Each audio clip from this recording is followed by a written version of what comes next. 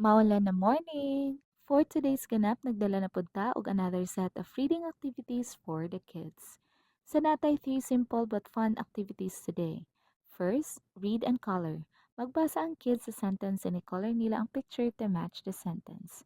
Second, read and circle. Magbasa gapon sila then i-circle ang correct picture based sa given sentence. And lastly, reading sentences. This time, tanawan nila ang picture and i-underline ang correct sentence.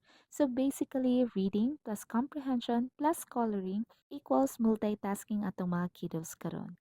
Perfect kaayo ni for building reading skills, focus, and confidence. Pero mga auntie, grabe ang ulan kagabi. Main character kaayo ang baha today. Wala ko na-inform nga gibalhin na daay nila ang Davao River. So please lang, pakibalhin, kay mo agi ko.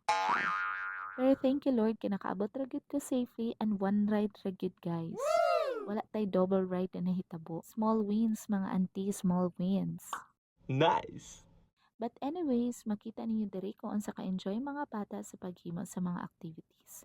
Honestly, very needed yun ni nila ang ani namang activities kay makita nimo ang ilahang focus ug artist era.